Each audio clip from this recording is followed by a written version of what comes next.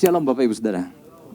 Oke, kita akan langsung belajar sama-sama pesan Tuhan ini buat saya Bapak Ibu Saudara. Pesan Tuhannya adalah gini, perlihatkan dan pertahankan identitas kita. Pesan Tuhan buat kita semua banyak berbicara pada pagi hari ini tentang identitas. Nah, tetapi Bapak Ibu Saudara, pesan identitas ini, judul pesan tadi, identitas tadi itu sebetulnya nggak terlalu sulit buat kita pahami.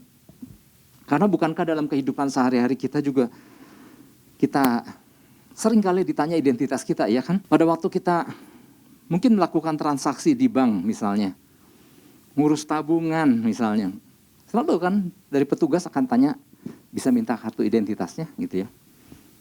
Terus apa lagi yang membutuhkan? Dalam banyak hal ya, kita diminta untuk memperlihatkan atau menunjukkan identitas kita yang sesungguhnya. Contohnya masih dalam kehidupan sehari-hari, pada waktu kita melakukan perjalanan dengan kendaraan umum, ya, moda transportasi keluar kota, baik darat, laut, dan udara. Apa sih yang bahkan pada saat mendaftar pun, nama kita, identitas kita, kartu identitas kita udah diperlihatkan. Pada waktu mau berangkat, dicek lagi. Bisa perlihatkan kartu identitasnya, ya. Di dalam banyak hal Bapak Ibu Saudara, ya. Waktu mau divaksin aja, jangan sampai salah vaksin. Meskipun pernah kejadian ada joki ya, yang udah belasan kali divaksin.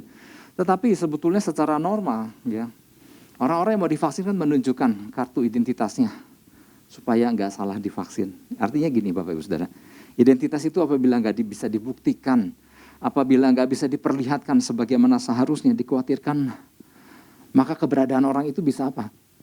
Bisa tertolak, bisa disangsikan, dan juga bisa disamarkan. Makanya identitas itu sesuatu yang penting. Kalau kita pernah lihat film-film di negara barat, bahkan polisi aja harus menyatakan identitas dirinya pada waktu mau menyerang tempat penjahat. Pernah perhatikan ya? Dia selalu akan, karena memang udah jadi sebuah hukum bahwa kita harus menunjukkan identitas kita, bahkan pada saat-saat mau melakukan, misalnya menjebak penjahat sekalipun, ternyata udah diatur oleh hukum bahwa kita harus memperlihatkan identitas kita. FBI gitu ya, dia akan menunjukkan bahkan ketika dia berhadapan, ketika hendak menggerebek gitu ya, dia memperlihatkan identitas dia. Jadi ternyata ada hukum yang sudah mengatur bahwa apabila polisi sekalipun nggak bisa memperlihatkan identitasnya di hadapan penjahat, nanti pada saat persidangan polisi itu bisa kalah berbicara soal hukum persidangan. Bapak Ibu Saudara, sebelum kita maju lebih lanjut, saya mau ajak kita buka ayat yang mendasari pesan ini di 1 Petrus 2 ayat 9. Satu ayat yang nggak asing buat kita, tetapi inilah Bapak Ibu Saudara, 1 Petrus 2 ayat 9. Ayat ini akan menegaskan siapa kita sesungguhnya di hadapan Tuhan. Saya mau ajak kita baca sama-sama 1 Petrus 2 ayat 9, terpampang juga di depan. 1, 2, 3. Tetapi kamulah bangsa yang terpilih, imamat yang rajani, bangsa yang kudus, umat kepunyaan Allah sendiri, supaya kamu memberitakan perbuatan-perbuatan yang besar dari Dia, yang telah memanggil kamu keluar dari kegelapan kepada terangnya yang ajaib. Jadi adalah sangat penting bagi setiap kita orang percaya untuk menyadari siapa kita sesungguhnya di dalam Tuhan. Setiap orang pasti memiliki latar belakang masing-masing, ya. Artinya setiap kita punya identitas lahiriah. Di mana kita dilahirkan, dari kota mana kita berasal, siapa yang melahirkan kita, dan di mana kita tinggal saat ini, dan apa posisi kita di pekerjaan misalnya ya. Itu adalah identitas-identitas lahiriah. Jadi dalam aktivitas kehidupan sehari-hari aja itu nggak bisa lepas ya. Tetapi Bapak Ibu Saudara gini, ada yang disebut identitas rohani. Siapa kita sesungguhnya di hadapan Tuhan? Dan identitas inilah yang akan lebih memainkan peranan penting di dalam keberadaan kita di bumi. Nah ini yang ditekankan. Memang setiap kita punya identitas lahiriah. Tetapi ingat, jangan lupa ada identitas rohani yang ini akan memberikan peran penting buat kita. Kalau kita sadar siapa kita di dalam Tuhan. Kesadaran akan identitas yang benar ini yang membuat keberadaan kita menjadi jelas dan terang benderang di dalam memposisikan diri kita di bumi. Bahkan kesadaran akan identitas yang benar ini akan memposisikan kita juga ketika berhadapan dengan si jahat. Artinya ada di pihak mana, kerajaan siapa yang kita representasikan. Seharusnya itu terlihat jelas. Ya. Dan ini dalam arti kata lain, di hadapan kawan atau lawan, biarlah posisi kita menjadi begitu jelas. Karena apa? Identitas kita. Nah, posisi jati diri yang jelas ini akan memudahkan orang-orang untuk mengenali kita. Dari mana kita dan apa tujuan kita. Seringkali kan yang apalkan identitas lahiriah, tapi lewat pesannya ingat ada identitas rohaniah. Ya harus kita sadari sekali. Nanti di bagian dalam kita akan belajar. Apa dampaknya waktu kita nggak menyadari siapa diri kita sesungguhnya. Kita akan menjadi orang-orang yang lemah. Orang yang kadang nggak tahu mesti apa, bertindak apa. Nah di Alkitab aja misalnya contohnya Bapak Ibu Saudara ketika ada beberapa tokoh-tokoh yang tentunya saya nggak usah sebutkan semuanya. Ada beberapa tokoh-tokoh yang orang sempat bertanya-tanya tentang keberadaan tokoh ini, apa tujuannya dan siapa sesungguhnya. Nah ketika orang mempertanyakan tentang jati diri tokoh itu, ya ternyata yang luar biasa, dia bisa menjelaskan dengan begitu baik siapa dia. Dan ini membuat orang paham, oh oke, aku ngerti. Misalnya siapa? Yohanes Pembaptis. Yohanes Pembaptis kan sempat dipertanyakan oleh banyak orang. Ini sesungguhnya engkau ini siapa sih? Apakah engkau itu Mesias? Apakah engkau ini dan itu? Nah, jawaban dari Yohanes Pembaptis lah yang sebetulnya menjelaskan siapa dirinya sesungguhnya. Ya, kalau ini contoh, Yohanes 1 ayat 19. Jadi ketika orang lain menyangsikan, maka seharusnya kita pun dapat dengan mudah menjelaskan siapa diri kita sesungguhnya. Oke. Kita lihat Yohanes 1 ayat 19 tentang Yohanes Pembaptis. Dan inilah kesaksian Yohanes ketika orang Yahudi dari Yerusalem mengutus beberapa imam dan orang-orang Lewi kepadanya untuk menanyakan dia, siapakah engkau? Nah ayat 20, ia mengaku dan tidak berdusta katanya, aku bukan Mesias. Jelas sekali.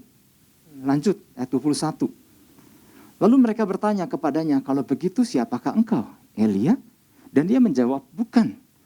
Engkau kan nabi yang akan datang dan ia menjawab bukan. Lanjut ya. Ayat 22. Maka kata mereka kepadanya, siapakah engkau? Sebab kami harus memberi jawab kepada mereka yang mengutus kami. Apakah katamu tentang dirimu sendiri? Ayat 23 jawabnya. Akulah suara orang yang berseru-seru di padang gurun. Luruskanlah jalan Tuhan. Nah saya mau garis bawahi ini kalimat terakhir. Seperti yang telah dikatakan Nabi Yesaya. Jadi dengan jelas, dengan gamblang, Yohanes Pembaptis menjelaskan siapa dirinya. Aku bukan Mesias. Aku juga bukan Elia, seperti yang kalian terka. Tapi jawabnya, akulah suara orang yang berseru-seru padang gurun. Luruskanlah jalan Tuhan. Nah, seperti yang telah dikatakan Nabi Yesaya. Artinya ini jauh, ratusan tahun sebelumnya, Nabi Yesaya pernah menubuatkan akan adanya orang seperti Yohanes Pembaptis ini yang berfungsi mempersiapkan jalan bagi Tuhan. Dan Yohanes berkata, dia ada siapa dirinya, apa peranannya, apa fungsinya, seperti apa kata kitab suci. Wow. Jadi dia nggak ngarang-ngarang karena dirinya tepat seperti apa yang kitab suci katakan. Saya ambil contoh satu lagi. Ketika Yesus memulai pelayanannya, ketika ia diberi kesempatan untuk berkhotbah dan mengajar di sebuah bait suci, di sebuah sinagog. Di situ dia pertama-tama memperkenalkan siapa dirinya, siapa yang memberi kuasa, dari mana ia berasal, dan apa tujuan ini, keberadaan dirinya. Lukas 4 ayat 18, kayaknya nggak asing ya, kayaknya beberapa waktu yang lalu, waktu doa pengurapan Roh Kudus, saya sempat menyampaikan ini, tetapi kali ini saya mau pakai ayat itu untuk menjelaskan bahwa Yesus pun memberikan identitasnya dengan jelas. Siapa, dari mana, kuasa dari mana, dan apa tujuan keberadaannya. Ya kan, kita perhatikan lagi. Ketika pertama kali Yesus menyampaikan, yang pertama-tama adalah dia katakan dari mana kuasa yang dia gunakan berasa, Roh Tuhan ada padaku. Oleh sebab ia telah mengurapi aku untuk menyampaikan kabar baik kepada orang-orang miskin. Dan ia telah mengutus aku, ayat 19, untuk memberitakan pembebasan kepada orang-orang tawanan dan penglihatan bagi orang-orang buta, untuk membebaskan orang-orang yang tertindas, untuk memberitakan tahun rahmat Tuhan telah datang. Sangat jelas sekali dari mana dia berasal, siapa yang mengutus dia, kuasa mana yang telah memperlengkapi dia, dan apa yang akan dia lakukan. Nah, yang dia katakan, ini kan ayat 19, maju 20, 21. Coba kita lihat 21. Nah, lalu ia memulai mengajar mereka, katanya, pada hari ini apa? Genaplah nas ini, sewaktu kamu mendengarnya. Jadi setelah dia memperkenalkan diri, siapa dirinya? Apa tujuannya? Dari mana dia berasal? Dia bilang, genaplah nas ini. Pernah dinubuatkan, jadi identitas dia tepat seperti yang kitab suci katakan. Nah, sama dengan identitas diri kita. Kita jangan mengaku-ngaku ini dan itu, tetapi harus identitas kita sama seperti yang kitab suci katakan tentang kita, tentang generasi di masa sekarang ini. Siapa kita di hadapan Tuhan? Seperti yang dikatakan kitab suci. 1 Petrus 2 ayat 9. Nah, inilah saat dimana kita menyadari siapa kita sebagai orang percaya. Sama ya. Tetapi kamulah bangsa terpilih, imamat rajani, bangsa yang kudus, umat kepunyaan Allah sendiri, supaya kamu memberitakan perbuatan-perbuatan yang besar dari Dia yang telah memanggil kamu keluar dari kegelapan kepada terangnya ajaib. Di sini apa? Di sini banyak informasi tentang siapa kita, dari mana kita, milik siapa, dari mana kita berasal, dan apa tujuannya. Karena apa? Identitasnya jelas. Nah, ini yang harus kita terus sadari hari lepas hari. Apapun kondisi yang kita sedang hadapi, apapun tantangan yang kita hadapi, jangan kehilangan identitas yang luar biasa ini. Oke, secara sepintas saya akan jelaskan. Kita tuh bangsa yang terpilih. Yang bangsa terpilih, yang sadar, katakan amin. Kita adalah bangsa yang terpilih. Karena gini, kita tahu. Ada ayat bilang, bukan kita yang pilih Tuhan. Tuhan yang pilih kita. Kita adalah the chosen, God's chosen people. Kita adalah orang pilihan Tuhan. Bukan kita yang pilih Tuhan, Tuhan yang pilih kita. Wah, kalau kita menyadari bagian ini aja, ini luar biasa. Ya, kita dipilih untuk apa? Nah, kita dipilih untuk apa? Untuk masuk ke dalam rencana Tuhan, dan Tuhan mau mempercayakan banyak hal. Misi kerajaan lewat keberadaan kita, maka kita dipilih. Jadi kalau kita sadar kita dipilih, gak ada yang orang percaya yang, aduh, untuk apa ya aku hidup gitu ya. Nah, itu artinya apa? Artinya orang itu kehilangan identitas. Dia gak sadar, gak menyadari jati dirinya siapa. Nah, orang yang gak menyadari jatinya diri siapa, hati-hati karena si musuh akan berusaha segera menyamarkannya. Jadi kalau ada orang yang begitu gak tahu apa yang harus dia kerjakan, apa tujuannya, jelas gak tahu identitas dirinya. Kamu bangsa terpilih, imamat rajani. Wow. Ini artinya bahwa setiap orang percaya mempunyai hak untuk apa? Untuk masuk ke hadirat Tuhan. Kita tuh imam-imam itu. Ya saya nggak usah jelasin panjang lebar ya. Imam adalah pendamai. Orang zaman dulu, zaman perjanjian lama mau datang kepada hadirat Tuhan itu nggak boleh sembarangan, harus lewat imam. Tapi setelah kematian Yesus di kayu salib, kan tirai bait Allah terbelah.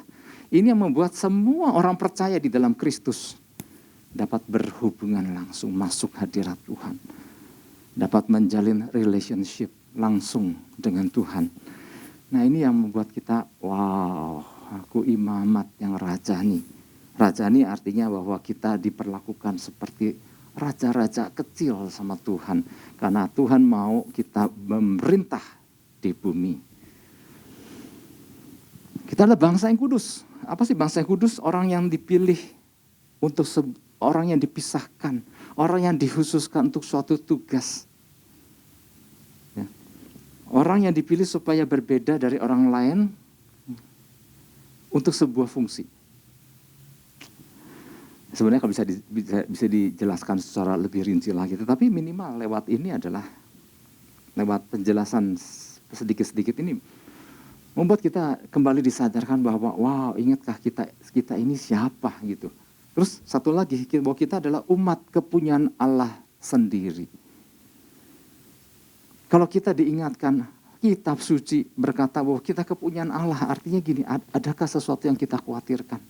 Kalau ternyata kita adalah kepunyaan Tuhan loh. Dan nilai kita akan berbeda. Cara kita memandang diri kita, cara orang lain memperlakukan kita akan berbeda kalau kita sadar siapa diri kita, bahwa kita milik kepunyaan Allah. Nilai kita lebih mahal, yang percaya katakan amin. Bola sepak biasa yang dibeli di toko akan menjadi memiliki nilai yang berbeda kalau ternyata yang beli bola itu adalah Ronaldo. Enggak semua tahu ya Ronaldo siapa ya, pemain sepak bola yang terkenal. Yang salah satu dibayar paling tinggi. Nah kalau si bola itu dia tanda tangan nih, pakai tanda tangan dia, nilai ini udah begitu jauh. Jadi sebuah bola biasa akan memiliki nilai besar tergantung siapa yang memilikinya. Nah kita, kalau kita sadar siapa yang memiliki kita, wow, seharusnya kita memperlakukan diri kita enggak murahan.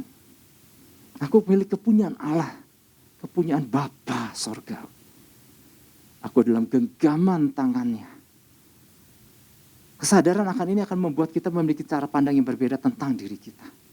Nah ini menjadi pesan Tuhan. Tuhan mau kita menyadari siapa sesungguhnya kita di hadapannya dan memastikan kita untuk bergerak dan berperilaku sebagai layaknya identitas yang kita miliki. Kenapa pesan ini diberikan buat kita? Ya jangan-jangan gak sedikit orang percaya kadang mesti diingetin lagi. Kalau enggak lupa jati dirinya. Siapa kita sesungguhnya? Tuhan mau kita menyadari siapa sesungguhnya kita di hadapannya dan memastikan kita untuk bergerak dan berperilaku sebagai layaknya identitas yang kita miliki. Ya, yang sorga akui sesungguhnya siapa diri kita seperti yang kitab suci katakan. Nah, ketika kita sebagai orang percaya tidak berhati-hati dengan identitas kita, ketika kita sebagai orang percaya tidak berhati-hati dengan identitas kita, maka si jahat akan mulai beraksi untuk melakukan sesuatu. Kalau kita nggak menyadari diri kita, nggak menyadari identitas kita, siapa kita di dalam Tuhan. Ada si musuh yang berusaha, yang kemudian akan segera beraksi melakukan apa? Sesuatu. Si jahat akan berusaha apa? Menyamarkannya. Dia akan memberikan identitas dia kepada orang percaya yang nggak menyadari identitas dia di hadapan Tuhan. Ada si musuh yang akan berusaha memasangkan identitas versi dia ke hadapan si orang percaya. Makanya penting buat kita untuk selalu sadar siapa kita di hadapan Tuhan. Makanya dari sejak zaman Adam dan Hawa kan. Mereka diciptakan, artinya manusia diciptakan menurut gambar dan rupa siapa? Oh ini pertanyaan. Diciptakan manusia menurut gambar dan rupa siapa? Gambar dan rupa Allah. Dan kemudian mereka diberikan nafas hidup sama Allah, mereka ditaruh di sebuah taman yang indah untuk mereka kelola karena Tuhan lagi mau ajarkan bertanggung jawab untuk sesuatu hal. Dan kemudian Allah tinggal bersama-sama mereka menjalin sebuah komunikasi yang luar biasa, interaksi yang luar biasa. Tetapi ternyata masuk Kejadian pasal 3, kan si musuh lewat ular mencoba mengaburkan identitas mereka. Hawa, engkau enggak bolehkan makan buah ini. Makan aja, gak apa-apa. Kalau engkau makan, kau akan jadi sama seperti Allah. Tipuan jenis apa yang digunakan si musuh untuk mengelabui Hawa dan Adam? Tipuannya bernama identitas. Makan aja, kalau engkau makan, kau akan jadi sama seperti Allah. Dan Hawa jadi tergoda, jadi terganggu. Makan jangan. Saya nggak tahu waktu itu udah ada kancing belum. Makan jangan. Akhirnya dia makan, akhirnya dia petik, dia makan. Karena dia pikir kalau aku makan, kok aku akan jadi sama seperti Allah. Dia lupa identitasnya. Bahwa mereka diciptakan sesuai dengan gambar dan rupa Allah. Artinya ketika manusia lupa identitasnya, maka musuh akan segera masuk menyamarkannya, mengelabuinya. Makanya Bapak Ibu Saudara, kalau kita nggak menyadari di kitab Kejadian bahwa Allah menciptakan berapa gender? 2 kan? Apa aja? Laki-laki dan perempuan. Kalau nggak menyadari bahwa kitab suci mengatakan tentang identitas manusia yang diciptakan Allah, kalau nggak sadar tentang itu, maka si musuh akan masuk memberikan identitas yang lain. Masuklah pemahaman LGBT. Bahwa ternyata nggak cuma laki aja, nggak cuma perempuan aja, ada yang lain-lain lagi. Dan kalau dihitung Bapak Ibu Saudara, bukan cuma LGBT, bukan itu. Dari L aja, itu ternyata banyak jenisnya. Yang G, jenisnya banyak. Yang B, ngerti nggak sih saya aja? Yang lesbian banyak tipenya ternyata. Kalau diidentifikasi masing-masing poin, oh belasan loh, masing-masing. Yang gay belasan tipe, yang bisexual belasan tipe, sekian banyak tipe. Yang transgender banyak tipenya ternyata. Wow, kadang-kadang begitu banyak identitas yang disebarkan oleh pihak sana. Untuk apa? Membuat orang jadi bingung. Tapi harusnya orang percaya sadar siapa dirinya di hadapan Tuhan, seperti yang dikatakan kitab suci. Soal perwakilan aja, soal duta. Seharusnya kan kita jadi duta kerajaannya mana nih? Kerajaan terang apa gelap? Terang. Tapi ketika si orang percaya lupa kerajaan mana yang ia representasikan, maka musuh akan terus menyodorkan kerajaan-kerajaan yang lain. Makanya ada kerajaan gelap. Ada kerajaan diri sendiri. Ada kerajaan dunia. Ada kingdom of God. Kita pernah belajar ya beberapa waktu, sekian tahun ya. 1-2 tahun yang lalu lah kayaknya pernah ada pesan ini. Apakah kingdom of God yang kita representasikan? Apakah kingdom of darkness? Apakah kingdom of self? Kerajaan diri sendiri. Apakah kingdom of this world? Kerajaan dunia di masa sekarang. Jadi kita diingatkan bahwa sadari kembali. Wow, kelihatannya akan ada gangguan-gangguan tentang identitas. Kita diingatkan kembali. Jadi apa yang harus dilakukan nih? Beberapa prinsip yang harus kita pahami berkaitan dengan pesan Tuhan ini. Di antaranya, ya ada banyak prinsip tentunya. Nanti kita akan belajar hari lepas hari di minggu ini. Yang pertama adalah gini, kita harus tahu prinsipnya.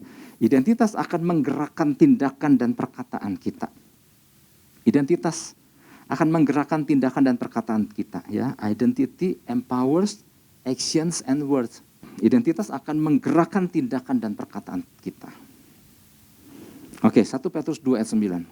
Tetapi kamulah bangsa yang terpilih, imamat yang rajani, bangsa yang kudus, umat kepunyaan Allah sendiri. Nah, supaya kamu memberitakan perbuatan-perbuatan yang besar dari Dia. Jadi kalau orang yang tahu identitasnya, maka ia tahu apa yang ia lakukan. Sama seperti yang saya tadi ucapkan di bagian awal. Ketika Yesus mendeklarasikan ketika di awal pelayanan tentang siapa Dia, siapa yang mengutusnya, kuasa dari mana yang memperlengkapi Dia dan untuk tujuan apa. Dan apa yang akan ia lakukan. Nah, perhatikan apa yang akan ia lakukan ketika Dia baru menjelaskan identitas, karena identitas akan berjalan seiring sesuai dengan identitas akan menggerakkan orang. Kalau identitas kerajaan sorga akan menggerakkan orang untuk melakukan apa yang sorga inginkan. Jadi identitas selalu ada kaitan dengan apa yang akan dikerjakan dan dikatakan orang tersebut. Apapun identitasnya. Ya, kita harus sadar, pahami prinsip ini. Apapun identitasnya yang dipercayai seseorang, identitas itu akan menggerakkan orang itu, dan identitas itu akan mempengaruhi perkataan orang itu. Itu udah prinsip. Jadi kesadaran akan identitas Yesus membuat ia bersikap dan berkata-kata tepat seperti siapa ia sesungguhnya dan dari mana ia berasal. Makanya Bapak Ibu Saudara, enggak sekali 2 kali kan Yesus ngomong gitu.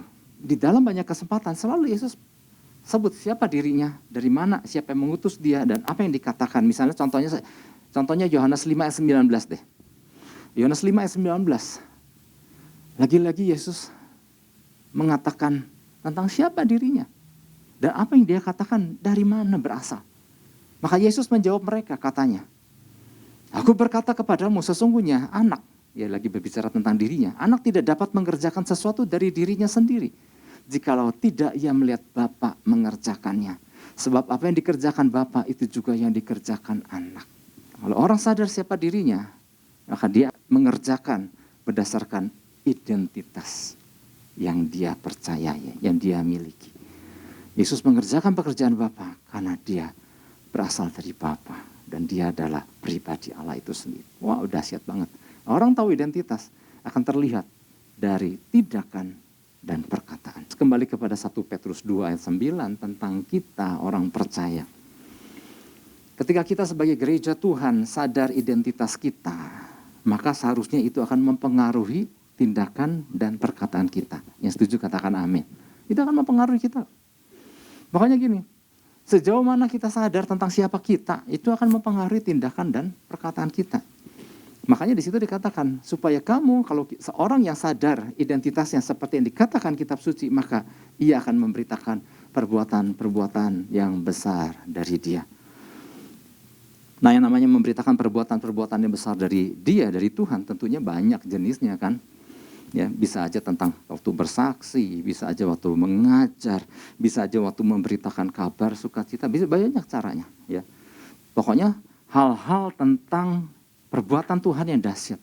Nah, namun prinsip identitas ini akan menentukan tindakan dan perkataan kita. Jadi gini, prinsip identitas akan menentukan tindakan dan perkataan kita ini akan otomatis terjadi. Artinya gini, orang yang sadar identitasnya otomatis akan mempengaruhi tindakannya dan perkataannya. Makanya, bukankah kita juga sering mudah mengidentifikasi seseorang kan dari mana orang itu kemungkinan berasal? Lewat apa? Lewat apa yang dia lakukan dan lewat apa yang dikatakan, ya kan? Waktu kita berkenalan dengan seseorang atau waktu kita mengamat-amati seseorang dari kejauhan, kita kadang-kadang belajar mengidentifikasi. Atau waktu kita baru berkenalan, kita sama sekali nggak tahu tentang orang ini. Tapi waktu kita berinteraksi, waktu dia berkata-kata, dia menjelaskan sesuatu, dari situ kita bisa sedikit banyak dapat informasi. Siapa dia, dari mana dia berasal, dan apa yang dia representasikan. Nah, kalau kita bisa mengidentifikasi orang lain, maka orang lain pun bisa mengidentifikasi siapa kita sesungguhnya. Kerajaan mana yang kita representasikan. Maka Bapak Ibu Saudara, penting bagi setiap orang percaya, ya karena identitas kita tertulis di dalam kitab suci di Alkitab ini, maka penting bagi kita orang percaya apa? Untuk membaca Alkitab, mendengarkan khotbah, pengajaran-pengajaran yang sehat. Bukan sekedar dikuatkan imannya, tapi untuk apa? Kita sambil mendengarkan, sambil ikut belajar, kita bercermin tentang siapa kita dan apa yang harus kita lakukan. Karena kitab suci mengatakannya seperti itu. Jadi sambil kita dengar pesan, kita juga lagi bercermin. Wah, itu tugas aku loh, karena aku bagian dari sorga. Wow, kita jadi lagi diingatkan tentang identitas juga. Makanya Bapak Ibu Saudara, Yakobus 1 ayat 25. Hari ini memang banyak ayat ya. Karena saya mau menegaskan bahwa kitab suci mengatakannya. Maka banyak ayat yang diambil dari kitab suci, dari Alkitab.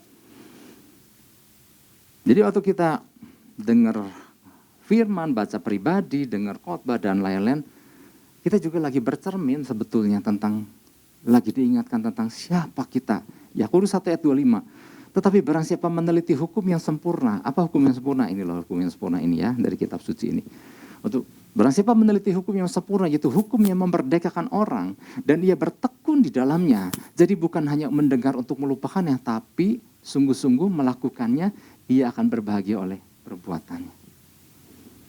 Jadi kita lagi bercermin tentang siapa kita dan perbuatan apa yang selayaknya kita lakukan. Hasil cerminan itu. Ya, sama-sama kita belajar. Mengapa kita harus terus melihat dan bercermin pada firman? Kenapa harus terus bercermin pada firman? Karena si iblis dan dunia akan terus meyakinkan kita bahwa kita milik mereka. Dan dia mencoba meyakinkan bahwa kita bukan seperti yang kita kira. Dia meyakinkan kita bahwa kamu milik Tuhan, bukan, kamu milik aku. Makanya kenapa kita harus terus-menerus diingatkan, terus-menerus bertekun di dalamnya untuk mengokohkan posisi kita. Karena seringkali, apapun yang terjadi, seringkali itu mengaburkan identitas orang itu yang sesungguhnya.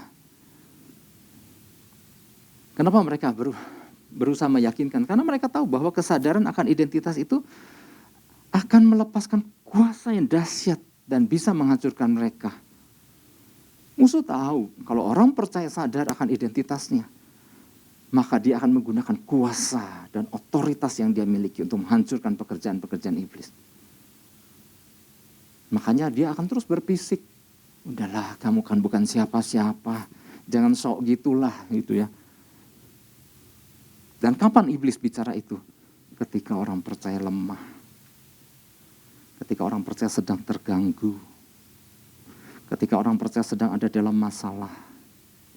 Tapi juga jangan pikir hanya ada dalam masalah, ketika orang percaya lagi nggak ngapa-ngapain, kalau dia bisa aja lupa tentang identitas dirinya. Jadi jangan hanya mengidentifikasi diri kita menurut identifikasi lahiriah aja, tapi sadari siapa kita di hadapan Tuhan. Bahkan ketika kita di dalam keadaan yang sangat lemah sekalipun, ketika kita di dalam keadaan yang mungkin terpuruk, ketika kita mungkin ada dalam keadaan kalut, gamang, kacau. Alkitab juga bilang, jangan kemana-mana. Yesus berkata, marilah datang kepadaku yang letih, lesu, dan berbeban berat.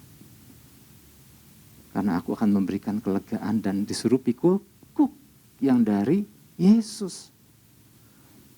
Nah saya jadi ngejelasin lagi soal kuk ya, tapi kita udah ngerti lah prinsip kuk. Waktu kita dikenakan kuk, kita dituntun kembali berjalan mengikuti, karena kuk sapi itu, kuk binatang bajakan itu, kuk lembu itu selalu sepasang. Kita tuh seperti lembu junior yang sering kali saya sampaikan. Dan dikarenakan kuk yang sama bersama lembu yang senior, yaitu pribadi Tuhan, untuk berjalan bersama di dalam relnya. Jadi ketika di dalam keadaan kalut pun, Tuhan bilang, yuk datang kepadaku. Kalau engkau nggak datang kepadaku, identitasmu hilang. Engkau bisa berjalan sendiri. Engkau bisa mengambil keputusan-keputusan yang salah. Tapi beda waktu kita datang sama Tuhan, apapun keadaan kita berjalan bersama Dia dengan prinsip-prinsip kerajaan sorga. Itu yang pertama. Yang kedua, identitas akan menentukan siapa yang mensupport kita. 1 Petrus 2 ayat 11. 1 Petrus 2 ayat 11. Identitas akan menentukan siapa yang mensupport kita. Saudara-saudaraku yang kekasih, aku menasihati kamu supaya sebagai pendatang dan perantau, kamu menjauhkan diri dari keinginan-keinginan daging yang berjuang melawan jiwa. Aku menasihati kamu supaya sebagai pendatang dan perantau. Kalau yang suka ikut pengajaran dasar, tentu saya pernah berulang kali menjelaskan tentang ini. Atau di dalam pesan-pesan Tuhan yang sebelumnya. Bahwa Tuhan memandang kita, keberadaan kita di bumi ini sebagai pendatang dan perantau. Ya ingat ya. Kenapa disebut pendatang dan perantau? Karena kita nggak akan selama-lamanya di dunia. Tapi kan pas saya lahir di dunia. Saya punya KTP dunia. Saya punya paspor. Nggak salah dengan itu identitas kita di bumi secara lahiriah. Tetapi sejak kita lahir di dalam Kristus, dilahirkan baru di dalam Kristus, kan Yesus pernah bicara sama murid-muridnya, kamu bukan dari dunia lagi, tapi kamu dari sorga. Nah, waktu kita dilahirkan baru dalam Kristus, kita adalah ciptaan yang baru, yang lama sudah berlalu, yang baru sudah datang, kita ciptaan yang baru dalam Kristus, dengan jati diri yang baru, dan dikatakan kita udah bukan dari dunia lagi, tapi kita dari sorga, yang ditugaskan di bumi. Jadi kita kalau ada hari ini sebagai ciptaan yang baru, tapi masih hidup di bumi, karena sebuah penugasan. Ada tugas yang dipercayakan kerajaan yang mengutus kita, yaitu kerajaan sorga. Maka kita dikatakan di Alkitab, kita adalah duta kerajaan sorga. Ambassador of Christ, duta Kristus. Wow, sebenarnya jabatan ini luar biasa Bapak Ibu Saudara. Kita dipilih bukan hasil demokrasi. Kita dipilih karena penunjukan langsung. Keren gak? Kita nggak dipilih rakyat. Dipilih sama sang raja di atas segala raja. Untuk sebuah tugas. Jadi keberadaan kita di bumi adalah merepresentasikan kerajaan sorga. Ini harus kita pahami. Oke, saya ulang ya. Sebenarnya kita sering dengar sih. Prinsip duta besar. Perilaku seorang duta besar mencerminkan kerajaan siapa yang dia wakili. Ada nggak duta besar bisa menyeleweng? Bisa. Beberapa duta besar pernah ada kasus, ya saya nggak usah sebutkan lagi lah kasusnya. Dia menyatut dana TKW dan lain-lain sehingga pemerintah pusat memecatnya. Karena dia tidak merepresentasikan kerajaan atau pemerintah yang mengutusnya. Nah, tadi di awal kita dengar, jangan lupa. Yang namanya kerajaan itu bukan cuma kerajaan sorga aja loh. Ada kingdom of God. Tapi jangan lupa ada kingdom of darkness. Ada kingdom of self, kerajaan diri sendiri. Dan ada kingdom of this world, kerajaan dunia saat ini. Ketika kita salah bertindak, jangan sampai kita sedang merepresentasikan kerajaan-kerajaan yang lain. Makanya kenapa mesti tahu firman? Karena gini, ini loh yang menyelaraskan langkah kita untuk menyesuaikan dengan identitas kita sebagai warga kerajaan surga. Itu satu ya, perilaku seorang duta besar mencerminkan kerajaan yang diwakilinya. Kemudian, ini prinsip duta besar. Seorang duta besar yang menjalankan tugas dari negara pusatnya, otomatis ia akan mendapat support dari negara yang ia representasikan. Akan mendapat apa? Dapat support. Kalau dia merepresentasikan kerajaan yang diwakilinya, maka kerajaan yang diwakili akan mensupportnya. Enggak ada duta besar khawatir, karena kerajaan pusat akan menyupportnya. Sekalipun ia ditempatkan di kutub utara. Sekalipun dia ditempatkan di tempat yang terpencil. Pemerintah pusat akan memperhatikan, akan menyupportnya. Sehingga yang, itu kan 1, 2, 3 yang C ya. Problema yang ia hadapi di dalam menjalankan tugasnya pun akan ditopang oleh kerajaan yang mengutusnya. Setelah ia sebelumnya diperlengkapi dengan segala imunitas. Wah, ini keren banget kalau kita ngerti prinsip duta besar. Maka kita sadar, wow, betapa banyak fasilitas yang luar biasa. Tapi semua diawali akan kesadaran kita, siapa yang kita representasikan. Karena semua kerajaan apapun direpresentasikan oleh orang itu, oleh seorang percaya. Maka otomatis prinsip yang tadi tuh, perilaku mencerminkan siapa yang diwakilinya, duta besar akan menjalankan tugas seorang duta. Dia akan mendapat support, dia mendapat topangan. Nah, kalau yang diwakili adalah kerajaan surga, maka dia akan dapat support kerajaan surga. Dia akan dapat pembelaan kerajaan surga. Nah, tetapi apabila ia nggak menyadari identitasnya, dia ternyata memerankan identitas dari kerajaan yang lain. Misalnya kerajaan gelap. Karena Alkitab berkata, ada orang yang bertindak sebagai seteru salib Kristus. Jadi ada yang berlawanan dengan kerajaan terang. Maka prinsipnya sama. Maka kerajaan yang dia wakili, kalau dia mewakili kerajaan gelap, maka gelaplah yang akan mensupportnya. Gelaplah yang akan membelanya. Kalau dia mewakili kerajaan diri sendiri, karena apapun yang dilakukan dia lebih mementingkan dirinya sendiri, harga dirinya, untukku dan untukku, maka the kingdom of self yang akan mensupport dirinya. Dan kingdom of self-nya akan membelanya. Tapi kalau sama ketika seseorang merepresentasikan dirinya sebagai wakil kerajaan dunia, sama prinsipnya, kerajaan dunia akan mensupportnya. Kerajaan dunia akan membelanya. Tinggal pilihannya adalah gini, kerajaan mana yang kita wakili. Inilah pesan yang Tuhan berikan buat saya, Bapak, Ibu, dan Saudara. Makanya dalam salah satu suratnya Rasul Paulus juga mengingatkan, betul, kita warga kerajaan di bumi ini. Tapi ingat, kita juga sebagai warga kerajaan sorga, kita menantikan kedatangan Kristus kali yang kedua. Ada orang bukannya kadang-kadang gini, aduh, aku harus memberitakan perbuatan yang besar dari dia. Aku kayaknya harus belajar lagi. Selama ini aku lupa. Sebetulnya gini, prinsipnya gini. Bukan dia nggak siap, bukan dia mesti belajar lagi untuk memberitakan perbuatan-perbuatan yang besar dari Tuhan. Bukan itu sebetulnya masalahnya. Masalahnya adalah lupa identitas diri yang seharusnya. Kalau orang ingat identitasnya, maka otomatis dia akan melakukan apa yang kerajaan yang ia representasikan. Oke, saya nggak panjang lebar. Kita diingatkan bahwa inilah kita. Menurut kitab suci, kita adalah ciptaan yang baru di dalam Kristus. Katakan amin. Yang lama sudah berlalu, yang baru sudah datang. Tuhan pilih kita dengan sebuah tujuan. Kita miliknya. Kita harta kesayangannya. Kita dipilih bukan karena proses demokrasi. Kita ditunjuk. Kasih anugerahnya membuat kita ada hari ini sebagaimana kita ada. Yang ngerti katakan amin dan beri tepuk tangan buat Tuhan Yesus. Haleluya, kita mau berdoa.